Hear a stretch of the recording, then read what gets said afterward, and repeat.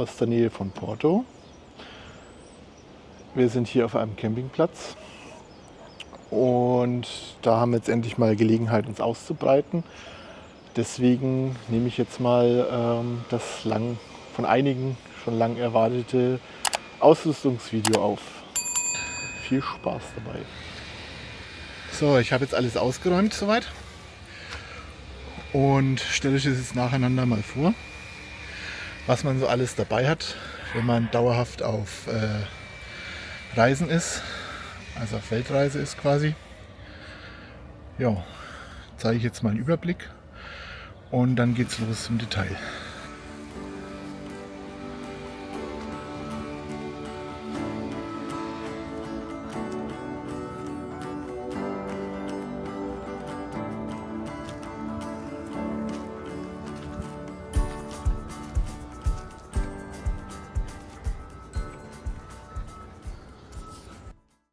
Eine Sache habe ich jetzt nicht ausgeräumt.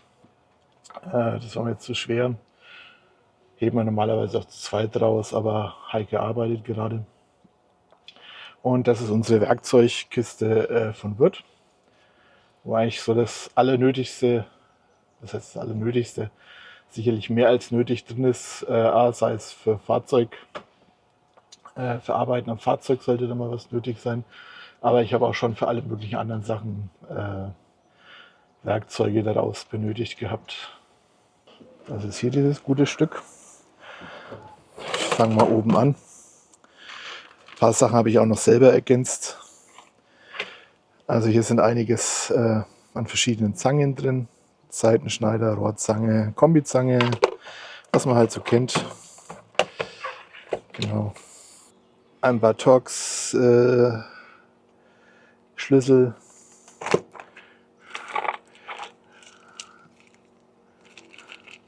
Ein paar Sechskant Schlüssel. So, Abisolierer. Dann haben wir im nächsten Fach hier verschiedene Hämmer. Diverse, fällt jetzt der Name gerade nicht ein. Markiereisen oder ja, Meißel auch, Pfeilen.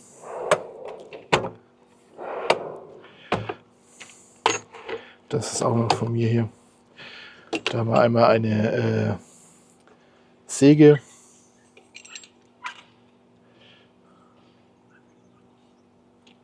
Eine Klappsäge. Dann verschiedene gekröpfte Ringschlüssel in allen Größen, die man so brauchen könnte.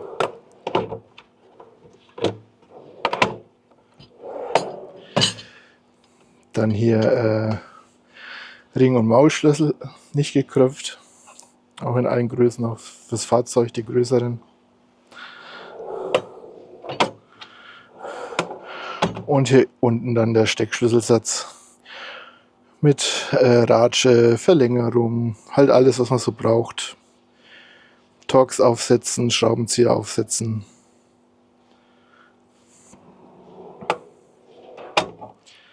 Gut. Und jetzt fangen wir mal hier vorne an, was ich hier so alles auf dem Tisch aufgebaut habe.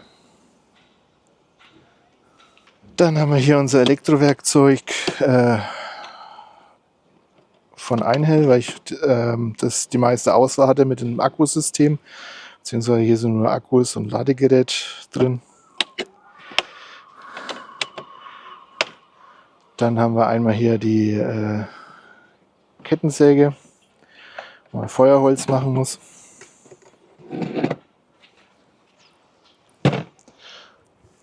Oder mal etwas die Straße versperrt nach einem Unwetter oder so. Dann haben wir hier drin ganz normalen Akkuschrauber.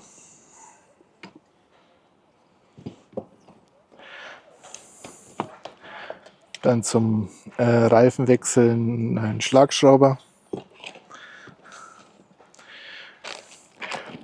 Und um mal Kleinigkeiten durchzuschneiden oder sonst was. Ein Vario-Tool. Genau.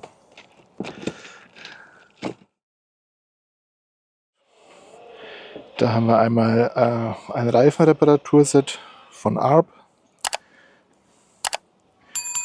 Da wird dann, falls man ein Loch im Reifen hat, auf der Lauffläche das Loch vergrößert. Dann steckt man da so ein Reparaturgummi rein, zieht den durch und das vulkanisiert dann und verschließt so das Loch. Dann haben wir hier einmal ein Steinschlag-Reparaturset für die Scheibe vorne. Hatten wir auch noch nicht im Einsatz, weil wir noch keinen Steinschlag hatten. Dann kommen wir zu dieser Box hier. Da sind einmal die Luftschläuche drin für unseren Arp-Kompressor sowie das Manometer, mit dem man eben die Luft ablassen kann, den Reifendruck kontrollieren kann oder halt, wenn man die Luft wieder reinlässt, auch den Reifendruck kontrolliert. Dann haben wir hier unten drin noch einen Softschäkel. Das gehört zum Bergematerial. Und da haben wir dann noch die Fernsteuerung für unsere Seilwinde vorne.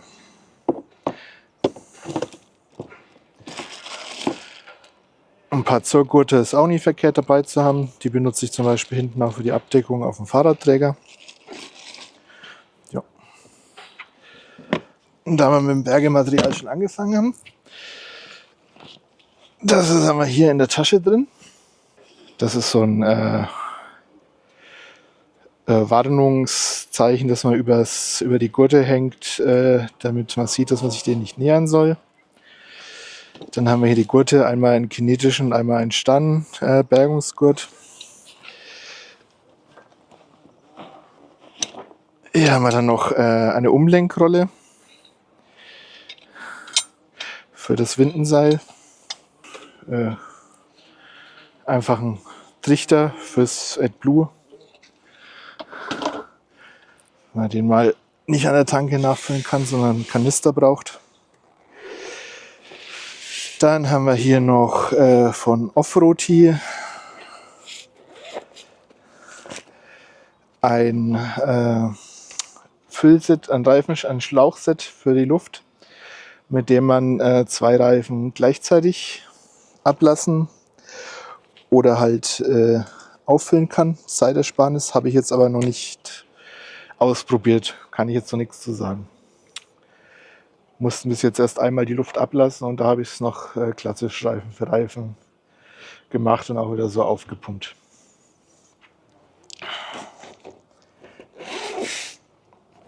Aber wenn ich es dann mal im Einsatz hatte, dann erzähle ich euch davon natürlich auch, ob sich das bewährt hat. Da haben wir mal eine Kabeltrommel für den Anschluss an Landstrom und einen Adapter von der CE-Buchse auf Schuko, weil die meisten Campingplätze hier nur Schuko haben. Da haben wir die Wegfahrkeile, also die man drunter legt, wenn man am Hang steht oder so, dass man nicht wegrollen kann. Gut, und jetzt fangen wir mal an, die Kisten auf den Tisch zu heben. Und dann erzähle ich euch, was in den Kisten ist.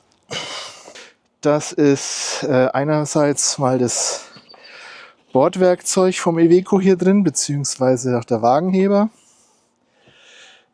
Dann ist hier eine Warnleuchte, die man auf die Straße legen kann zur Sicherung von einer Unfallstelle oder sowas zum Beispiel. Die müsste ich wohl mal wieder aufladen, wahrscheinlich auch. Dann haben wir hier unsere magnetischen Totwinkelaufkleber, die man ja in Frankreich braucht. Mit dem schönen Design von der Pistenkuh. Ein Unterlegklotz für den Wagenheber. Mal schauen, was da drin war hier. So. Ja, ja, das ist Bordwerkzeug. Gut, brauchen wir eigentlich nicht. Wir haben ja hinten den großen Werkzeugkasten. Ein paar Ersatzkennzeichen drin, beziehungsweise wenn wir dann mal Europa verlassen und zum Beispiel verschiffen oder irgendwo im Mittleren Osten oder sonst wo unterwegs sein sollten, wenn wir unsere Originalkennzeichen abmachen und eben die Ersatzkennzeichen drauf machen. Einfach, wenn die geklaut werden oder so, ist es nicht so schlimm. Da haben wir noch einen Drehmomentschlüssel, zum Beispiel zum Reifenwechseln. Braucht man den, um die Reifen dann wieder richtig anziehen zu können. Da haben wir einmal für uns trocken trennt unsere Komposttoilette eben so Ansatzbeutel für das Substrat. Hier ist ein Akkuhalter, den ich eigentlich mal noch irgendwo hinbauen wollte, aber bis jetzt noch nicht so schlüssig war, wohin. Ich glaube, der kommt einfach wieder weg. Dann haben wir hier natürlich unser Kokossubstrat für die Toilette. Da ist auch noch ein bisschen Kokossubstrat. Dann haben wir hier eine Packung Kaffee für unser Filterkaffee für unser Vapo-West, was so Westen vertreiben soll. Hier sind Ersatzfilter und so für die Bayernluft. Da haben wir unsere Wasserkiste. Da haben wir einerseits nochmal einen ganz normalen Wasserschlauch zur Verlängerung. Da wir beim Befüllen sowieso schon mal vorfiltern und in dem Fall von, wo der zum Einsatz kommen könnte, dann ja auch mit Aktivkohle vorfiltern, ist es nicht so schlimm, dass es jetzt nicht lebensmittelecht ist, so wie die anderen Schläuche, die wir haben. Sollte es mal passieren, nehme ich euch mit, wie man das verwendet. Öl für die Kettensäge.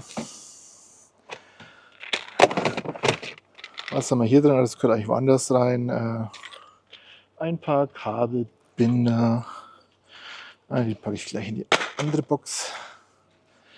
Gut, dann haben wir einmal Motoröl. Bis jetzt verliert Mando keins. Also das Ölstand ist super. Dann haben wir hier einmal eine Akku-Gartenpumpe, auch von Einhell. Mit einem, weiß nicht wie viel Meter Ansaugschlauch und einem Vorfilter. Das ist dafür gedacht, sollten wir mal irgendwo keine Stelle haben, um Wasser aufzutanken, aber irgendwie ein Fluss oder See oder sowas, dann könnte man es hier mit Oberflächenwasser eben behelfen.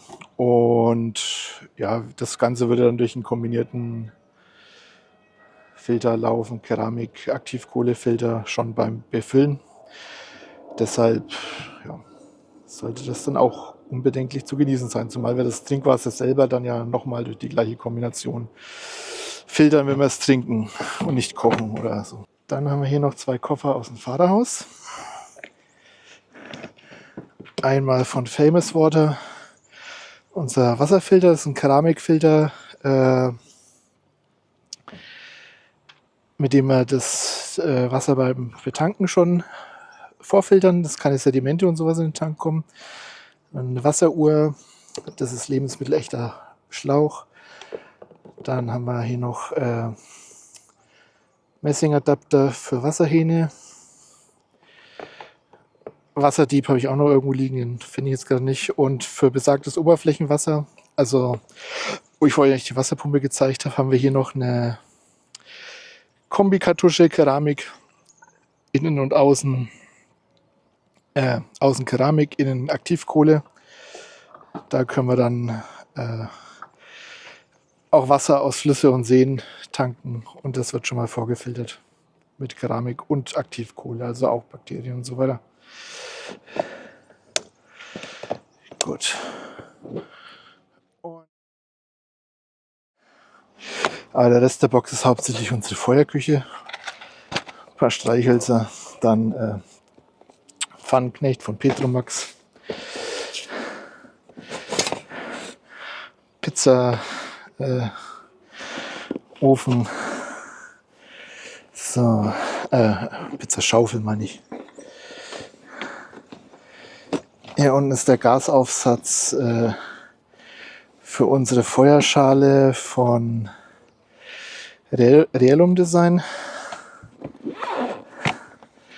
Da haben wir ein bisschen Lampenöl, Anzünder. Ja.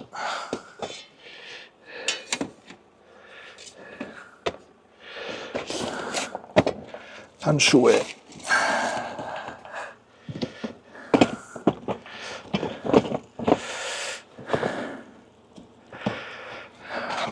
Und hier ist ein Kickstarter-Projekt drin. So. Das ist auf der anderen Kamera drauf. Und zwar ein kleiner Räucherofen, den man über Feuer oder Gas benutzen kann. Sind wir jetzt auch noch nicht dazu gekommen, das auszuprobieren. Ich hoffe, dass es im Sommer, wenn wir dann in Skandinavien sind und wenn nicht mehr so viel Zeitdruck haben, beziehungsweise überhaupt keinen Zeitdruck mehr haben, das da mal in Ruhe testen kann. Gut, dann packe ich die Kiste auch weg, beziehungsweise halt erst noch was zur Feuerküche. So, da haben wir hier einmal ein Waffeleisen von Petromax. Haben wir auch noch nicht ausprobiert, weil bis jetzt durfte man noch nirgends Feuer machen. Hier in Spanien, Portugal. Und ein kleines Sandwicheisen. Ein Teil der Feuerküche habe ich noch vergessen. Und zwar unseren Dutch Oven. Hier ist nochmal Adapter-Set für Strom. Verschiedenes. Grillreinigungsbürste. Grillanzünder. Räucherchips. Klappkamin. So. Oh, der ist gut verpackt, weil voll.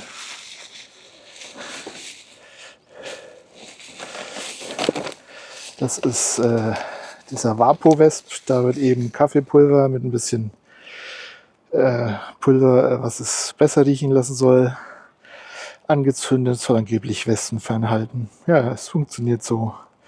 Funktioniert mal so, würde ich sagen. Dann haben wir hier noch Feuerschläger. Das sind Anzünder für Grill, Kamin und Ofen. Den Tipp haben wir letztes Jahr auf dem Fernreisemobiltreffen gekriegt. Vielen Dank nochmal, Martin, dafür. Und ja, mangels Möglichkeit Feuer zu machen, konnten wir jetzt auch noch nicht testen. Aber auf jeden Fall einige dabei. So, in solchen Packwürfeln haben wir unsere Klamotten verstaut. Das sind jetzt ein paar, die übrig geblieben sind. Da liegt einmal das, weil das die oberste Kiste links ist, das Ladegerät für die E-Bike-Akkus drauf, das ich dann im Innenraum anstecke und hinten die Akkus lade. Das ist unser Duschkopf für die Außendusche. Der liegt auch ganz oben drauf. Haben wir jetzt ehrlich gesagt mangels den entsprechenden Temperaturen auch noch nicht ausprobiert. Da haben wir einmal eine Gusseisenpfanne von Stur. Benutze ich hauptsächlich draußen zum Anbraten. Dann haben wir weiter eine Grillplatte für unseren Gaskocher. Und schließlich unseren, jetzt warte ich mal, bis der Nachbar hier wegfährt. Moments later. Dann haben wir hier unseren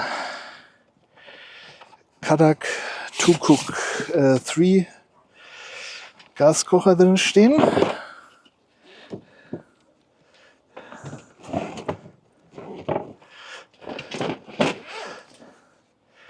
Einmal ein Anschlusskabel. Der ist also echt gut, habe ich schon mal verwendet. Und den werden wir auch heute am Morgen mit der Grillplatte testen. Das zeige ich euch dann auch noch. So, was haben wir denn noch in der Box drin stehen? Also, da haben wir noch für die Fahrräder Kettenreiniger, ein Kettenreinigungsgerät, ein Kettenspray. Das ist ein Teil vom Kompressor. Dann unser Rope Set, also unser Seilset, um die Markise aufzuspannen. Noch ein paar andere Seile für Markise und so. Erdanker, also Sandanker für die Markisen. Das sind Einsätze für die Airline-Schienen. Und ein Gummihammer für die Heringe. Ja, das wäre soweit.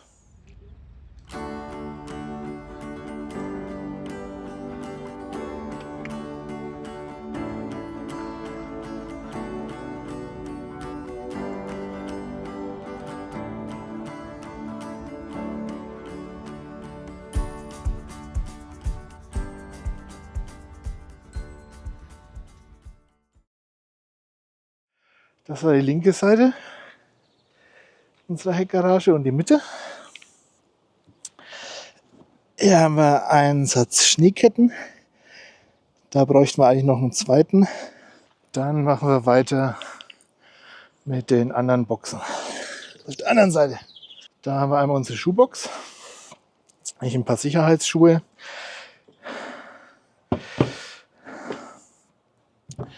Darunter sind dann unsere Wanderstiefel.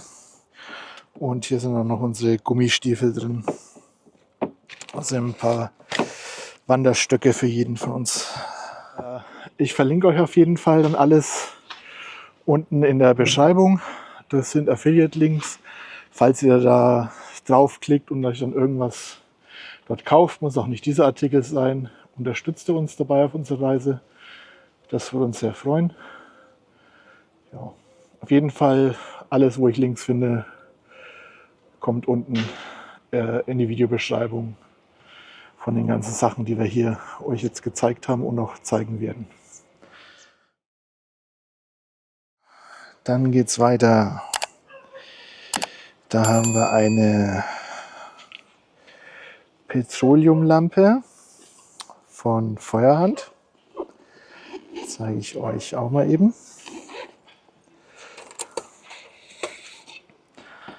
Das gute Stückchen. Es gibt schön warmes Licht abends, wenn man draußen sitzt. Das ist die Freizeitkiste, wie ich es nenne. Da haben wir ein paar Wasserschuhe von Heike. Ich meine, müssen auch noch irgendwo sein. Dann für jeden ein Schnorchelset. Ein Frisbee.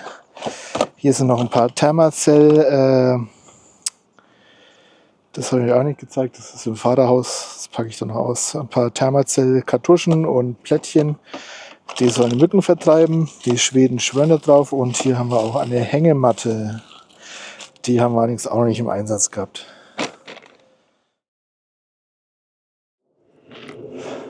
So, jetzt wird es für viele wahrscheinlich interessanter. Was hat man denn so alles an Kleinkram dabei für Reparaturen etc. Also hier haben wir erstmal noch dicke Kabelbinder, die kleinen von vorhin. Dann Satz Vago-Klemmen. Da fehlen mir allerdings noch Adernhülsen dazu. Die liegen auch schon im Warenkorb, dann im Juni nachgerüstet. Hier noch ein paar Vago-Klemmen zum Klicken. Da habe ich auch noch mehr nachbestellt. Die sind echt praktisch. Habe ich zum Beispiel auch verwendet, als ich die LED-Leiste innen installiert habe. Dann haben wir hier so Stufenbohrer, um Löcher bohren zu können. So, hier Satz Metallbohrer, Schrumpfschläuche, ein zweites Ladegerät für die E-Bike-Akkus, ein Satz Schrauben, Holzschrauben, dann hier ein Satz Gewindeschrauben mit Muttern, kleinen Kram und noch mehr Schrauben. Hier haben wir sogar eine Krimpzange drin. Dann haben wir einen Satz Schmelzsicherung und noch etwas dickere Schrauben. Wie ihr seht, schraubenmäßig bin ich für alles gerüstet. Schrumpfschlauchmäßig auch. Unterlegscheiben, selbstsichernde Muttern, Das ist die Verpackung bzw. die restlichen Doku vom Teltonika Router. Dann haben wir ein bisschen Holzleim dabei. Was ist das? War noch bei der Werkzeugkiste von Wirth dabei. Eine LED-Handleuchte von Wirth. Magazinschraubendreher mit Ratsche haben wir auch noch. Das sind Scheiben für die Flex. Die haben wir hier. Akkuflex habe ich auch schon verwendet. Dann ein Tipp von Stefan beim Schraubertraining. Eine Magnetschale. Wenn man irgendwas losschraubt, schmeißt man seine Schrauben da rein und dann gehen sie nicht verloren. Sehr, sehr praktisch. Ja, da ist so Kleinkram drin, Karabinerhaken, ein Winkel, Trennscheiben für die Flex. Ach ja, ein Heißluftföhn haben wir auch noch. Da kommen wir vielleicht mal in arktischen Temperaturen, können wir den vielleicht mal gebrauchen oder vielleicht auch für andere Sachen. Danke an Ralf für den Tipp. Ah ja, hier habe ich auch Kabelschuhe. Das war so die Kiste. Also wie ihr seht, ich bin für alle Eventualitäten, um was zu schrauben, gerüstet. So, jetzt kommen wir zur letzten Kiste aus der Garage. Da haben wir einmal WD-40 Silikonspray. Hat unsere Eingangstür wieder etwas gängiger gemacht, dass sie nicht so klebt. Und unseren Tisch, den kann man jetzt auch leichter rumschieben als früher. Dann haben wir 2 Dosen Ballistol dabei. Einmal normales WD-40. Kann man auch immer brauchen. Eine Kartuschenpresse. Die habe ich selber zwar nicht gebraucht, aber hat sich schon mal jemand ausgeliehen. Gleich bei unserem ersten Stop in Spanien, wo wir Weihnachten verbracht haben. Ja, ein paar Arbeitshandschuhe, beziehungsweise mehrere. Dann haben wir so kleine Esshaken zum Aufhängen von Sachen. Klebebänder, Schutzbrillen. Die Haken hier sind ganz praktisch. Vielen Dank an Just Touring für den Tipp. Die kann man zum Beispiel an die Stange von der Markise hinmachen und dann da eine Lampe, Petroleumleuchte oder irgendwas hinhängen. Dann haben wir hier Klemmen. Das ist nochmal WD-40. Kann man überhaupt genug WD-40 haben. Dann mal Kabelbinder, Klettband, mehr Klebeband. Dann habe ich hier eine Klebedichtmasse. Habe ich jetzt selber noch nicht gebraucht. Unsere Antenne oben habe ich ja dann mal sicherheitshalber vom Profi nochmal nachdichten lassen. Das habt ihr ja gesehen in den Videos. Was haben wir dann noch hier? Ein Lecksuchspray für Gas. Ein paar Karabinerhaken. Noch eine Dose WD-40, okay, das reicht. Ah ja, selbstverschweißendes Silikonband. Musste ich bis jetzt auch noch nicht einsetzen. Das ist eine Gummipflege von Liquimoli. Ein paar Drahtbürsten, ein paar Gummikordeln. Das sind noch Einsätze, um die Matratzenfederung, das Voli-System härter zu machen. Brauchen wir aber auch nicht. Was haben wir hier unten noch drin? Noch 2 verschiedene Sikaflex, Konstruktionsklebestoff und es ist auch nochmal universeller, witterungsbeständiger Kleb- und Dichtstoff. Also bin ich auch erstmal gut gerüstet hier. Klebeband, so hier Rescue Tape.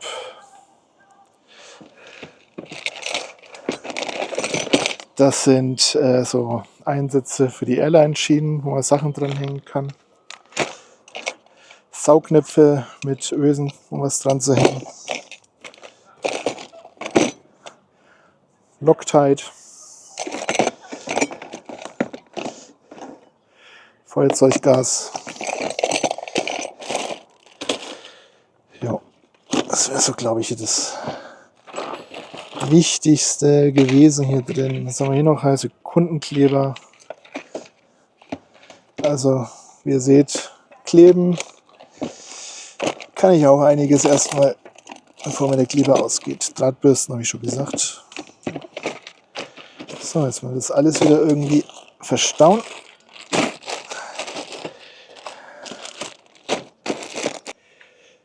Dann haben wir hier noch 3 Kuhfüße in verschiedenen Größen. Den großen hauptsächlich gekauft, um beim Reifenwechseln zu helfen. Dass man den Reifen etwas anheben kann, um ihn wieder auf die Schrauben zu bekommen. Dann haben wir eine Axt, wo man irgendwie Holz hacken muss.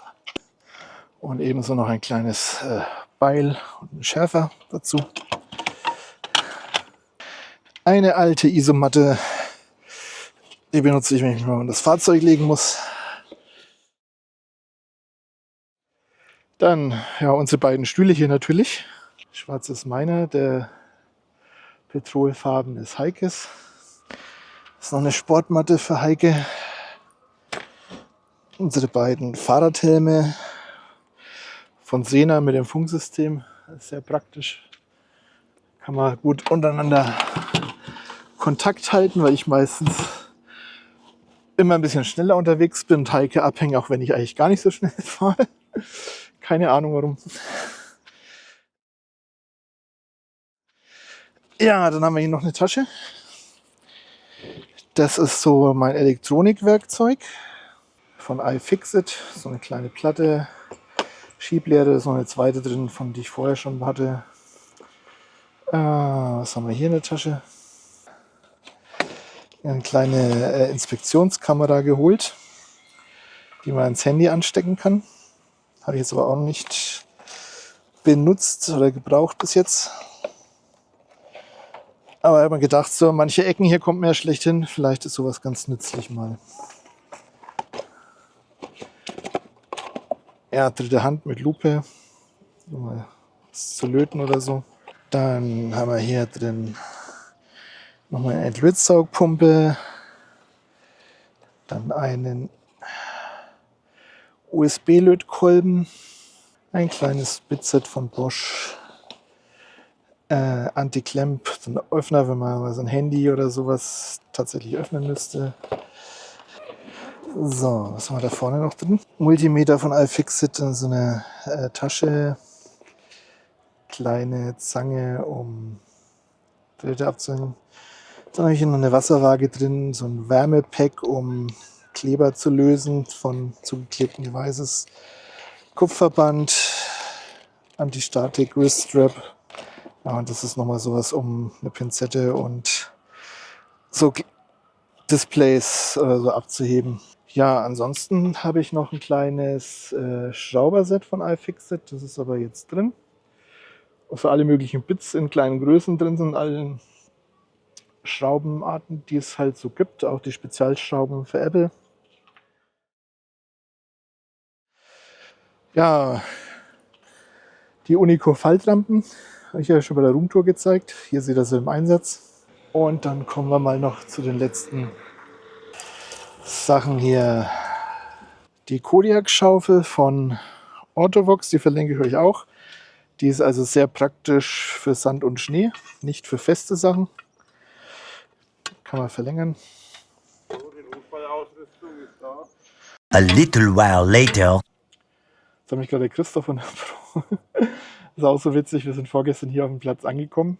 Und wer steht vor uns an der Rezeption, an der Warteschlange unten das Fahrzeug? Förderkennzeichen. Ja, wir waren am anderen Ende von Europa und trifft Leute aus der ehemaligen Heimat. So ist das halt. Genau. Okay, jetzt machen wir weiter mit den restlichen Ausrüstungsgegenständen. Wir sind bald durch. Dann haben wir hier einen Adapter, um praktisch einen Gardena-Schlauch an den Wasserstutzen anfüllen zu können. Zum einen zum Wasserfüllen. Dann haben wir hinten noch einen Bolzenschneider. Hier liegen die ganzen Dinger von den Unico Faltrampen rum, die Tragehilfe. Einen Bolzenschneider haben wir auch noch dabei.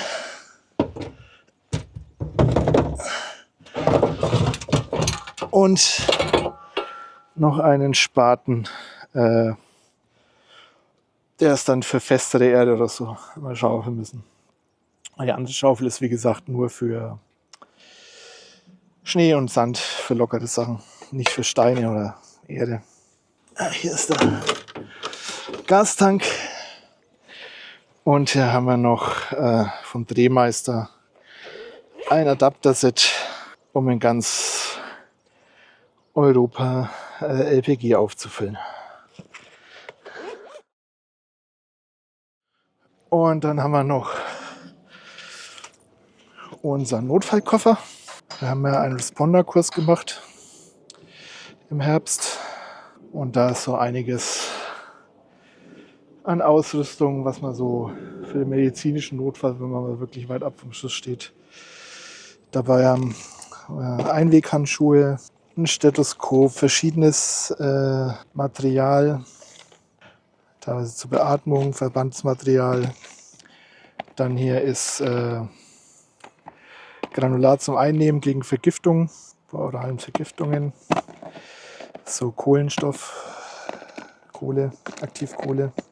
Diverse medizinische Materialien, gehe ich jetzt nicht genauer ein, aber was man halt so im Notfall brauchen könnte. Und das sind auch alles Sachen, die wir bei dem Kurs benutzt haben und wir uns dann hoffentlich auch einigermaßen dran erinnern können, sollten wir mal in die Verlegenheit kommen, sie zu brauchen. Aber was ist, wie schon mal gesagt, besser haben als brauchen und nicht haben. Tut mir leid, dass das Video etwas chaotisch geworden ist. Teilweise habe ich das in einer anderen Reihenfolge gefilmt, als es dann am Ende zusammengeschnitten wurde, dass die Sachen halt thematisch ein bisschen besser zusammenpassen. Deshalb auch diese vielen Cuts. Aber im Endeffekt geht es ja nur darum, welche Sachen wir dabei haben. Und ich denke, da habt ihr jetzt einen ganz guten Überblick darüber bekommen. Das war es dann erstmal mit der Ausrüstung rund ums Fahrzeug und die Freizeit. Wir werden sicherlich noch weitere Gadgets in dem einen oder anderen Video mal vorstellen. Und falls ihr noch Fragen habt, dann schreibt diese bitte in die Kommentare, dann werden wir euch die da gerne auch noch beantworten. Wie schon erwähnt, werde ich auch die wichtigsten Sachen nochmal unten in der Videobeschreibung verlinken. Dabei handelt es sich um sogenannte Affiliate-Links. Das heißt, wenn ihr etwas darüber kauft, sei es dieser Artikel oder ein anderer Artikel, dann bekommen wir eine Kleinigkeit ab und euch kostet es aber nicht mehr. Ebenso könnt ihr uns unterstützen, wenn ihr dem Video einen Daumen nach oben da lasst oder einen Kommentar, da reicht auch schon ein Emoji, oder halt den Kanal abonniert, beziehungsweise nicht oder, sondern und den Kanal abonniert. Jedes Abo, jeder Like, jeder Kommentar freut uns sehr und motiviert uns auch weiterhin diese Videos zu produzieren. Im nächsten Video reisen wir dann nach Portugal ein und verbringen ein paar Tage in dem Städtchen Tavira, bevor wir dann einen super schönen Stellplatz an einem Stausee in der Natur finden, wo wir dann auch wieder ein paar Tage verbringen und die Ruhe genießen. Bis nächste Woche. Vala Mogulis.